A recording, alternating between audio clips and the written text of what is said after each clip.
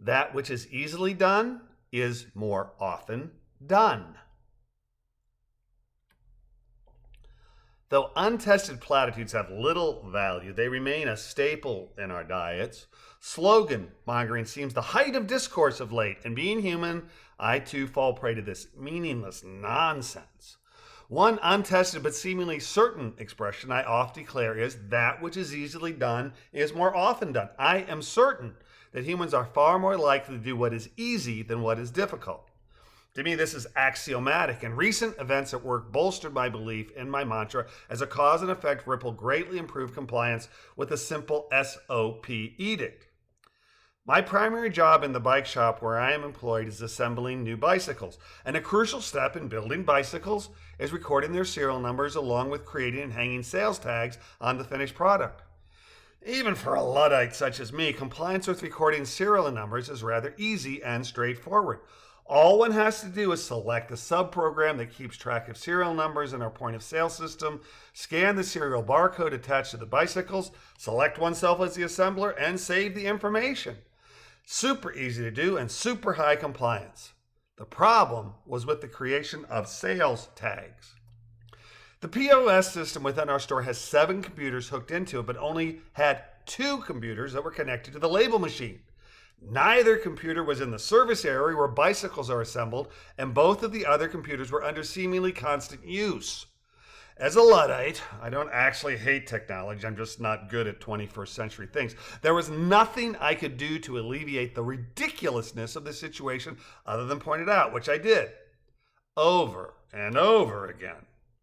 One day, a fortnight back, tempers at work grew hot over the non-compliance, and I again mentioned that our system was set up for failure. Our overwrought, overworked sales manager not only heard me this time, but she listened. And after calling our corporate office and spending an inordinate amount of her valuable time with our corporate overlords, all computer terminals were capable of creating the necessary labels. Voila! We now have 100% compliance. Knowing that making something easy to do will increase the likelihood of it occurring implies that things we believe to be valuable should be made easy to do. Living in a representative democracy, our representatives declare that voting is something to be highly encouraged. It therefore stands to reason that making voting highly accessible should also be highly valued.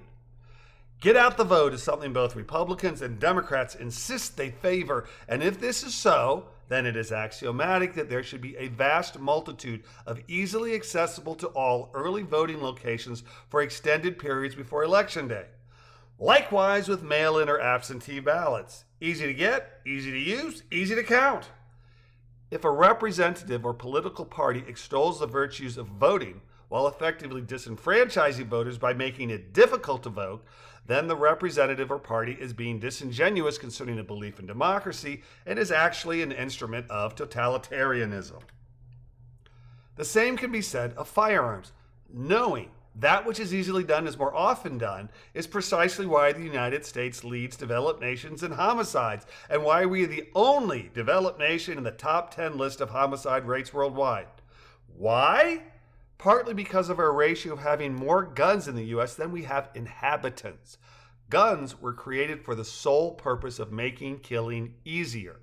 Knives take work and personal risk, but guns? Why, someone could slip into a school and murder a score of children effortlessly. As that which is easily done is more often done is overwhelmingly demonstrated by human beings, then perhaps if we wish to lower our murder and suicide rates, we could consider making these activities more difficult. 8 out of 10 U.S. homicides are by gun. They're easy, and easily done is more likely done. More people kill themselves with drug overdoses in the U.S. than with guns, but only 3% of drug overdose suicide attempts end in death, while 85% of gun suicides are successful.